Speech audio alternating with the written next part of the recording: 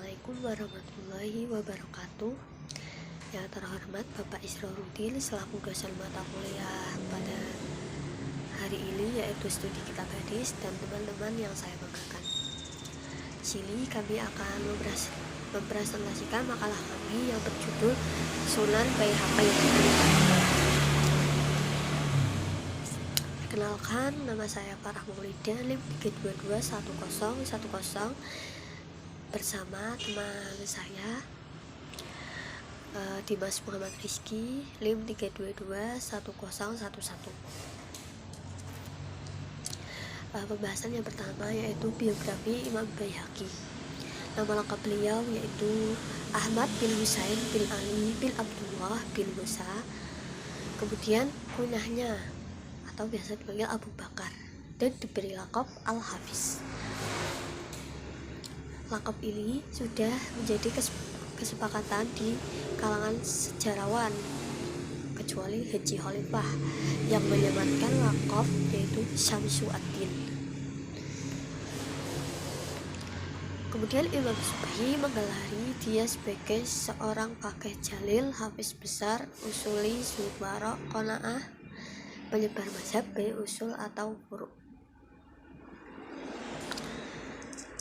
Imam Al-Baihaqi dilahirkan di desa Khusrawjid, bagian dari wilayah Baihaq, yaitu pada bulan Sya'ban tahun 384 Hijriah.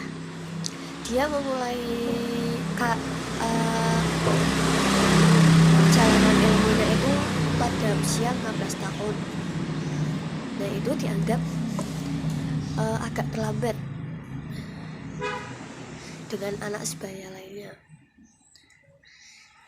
Penyebab keterlambatan ini karena persiapan dalam penyempurnaan hafalan Al-Quran dan ilmu penunjang lainnya. Nah, kemudian menguasai ke dalam ilmu hadis.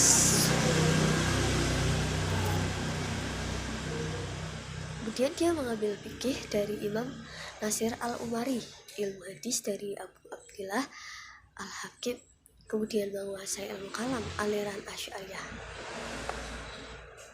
Setelah kematangan keilmuannya memuncak, dia menghabiskan waktunya dengan menulis kitab sehingga karangannya mencapai 1000 juz.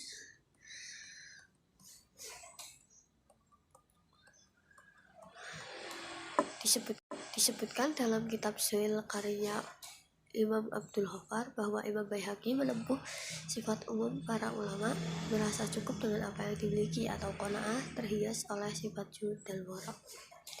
Ada riwayat yang mengatakan dia berpuasa selama 30 tahun secara berkesinambungan. Imam Baihaqi wafat pada Jumadil Ula tahun 458 Hijriah di Nisabur. Setelah meninggalkan warisan keilmuan yang akan dikenal sepanjang masa dan akan terus hidup melalui karya-karyanya. Sementara jasadnya dibawa ke daerah Khusrawjid, desa terluas di wilayah Baihaq. Nah, untuk pembahasan selanjutnya akan dijelaskan oleh teman saya yaitu Dimas Muhammad Rizky. Assalamualaikum warahmatullahi wabarakatuh. Saya Dimas Muhammad Rizky, NIM 3211011. Di sini saya akan melanjutkan pembahasan tentang metodologi penulisan Sunan Baihaqi. Metodologi studi dalam kitab Al-Syahir. Di situ dijelaskan bagaimana memuat tentang untuk memperkuat. Di sini bagi orang yang telah akidahnya wis kuat, ikut diperkuat di kitab As-Syahir. Di sini dijelaskan bahwa memuat berbagai ilmu yang tentang muamalah syariah, terus muamalah syirkah hukud, dan di sini itu diperuntukkan bagi tadi ya, bahwa itu diperuntukkan bagi orang yang sudah kuat dengan akidahnya. Akidahnya kuat, maka itu diperuntukkan. dan supaya itu sebagai bayanul bayan, sebagai penjelas dari ahli sunnah wal jamaah. Terus nggak ada hubungannya kitab kubro karangan Al-Baihaqi dan As-Sahih. Juga tidak, sebaliknya tidak ada hubungannya, karena kitab Al-Kubro ini menjelaskan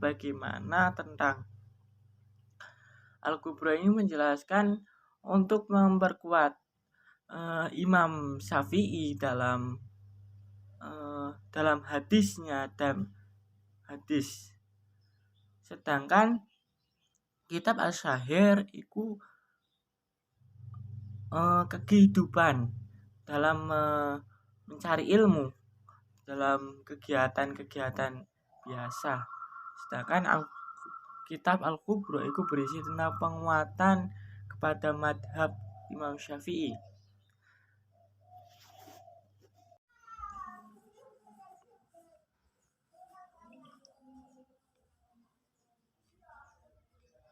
Perbedaan di sini akan melanjutkan tadi perbedaan kitab Al-Baihaqi dengan kitab yang lain.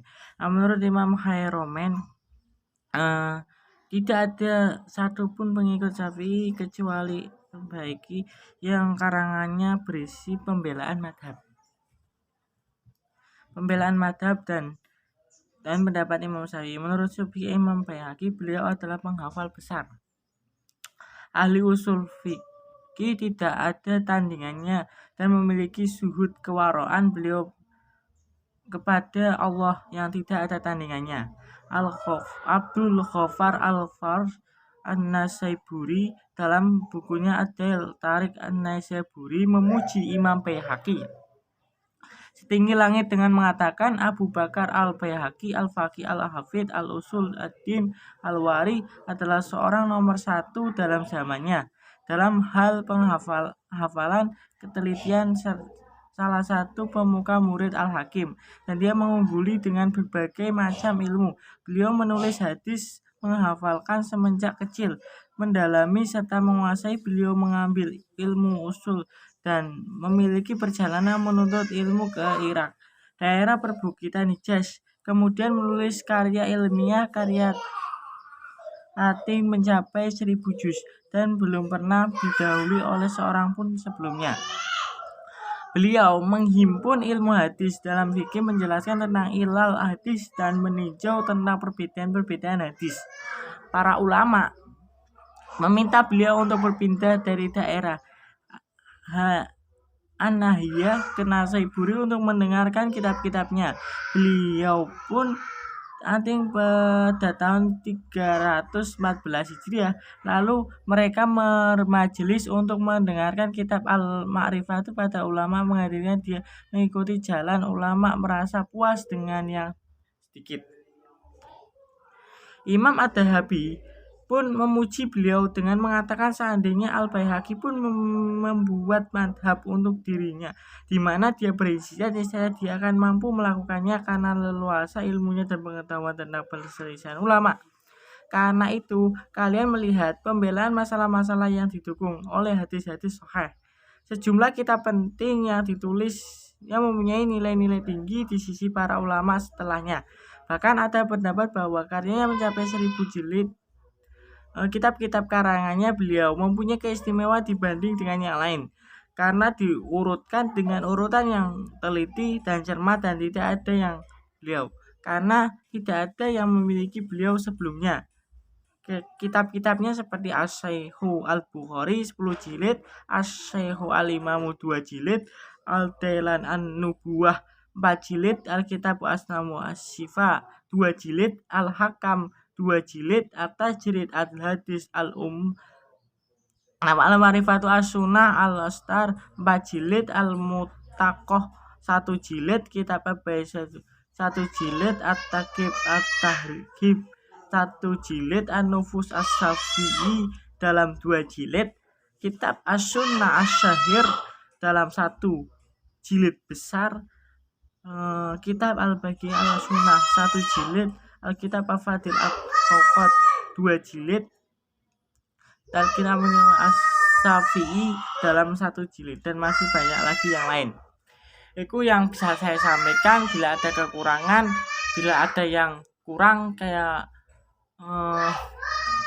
bisa mengajukan pertanyaan. Sekian dari saya, presentasi dari kelompok kami. Billahi taufiq wal hidayah. Wassalamualaikum warahmatullahi wabarakatuh.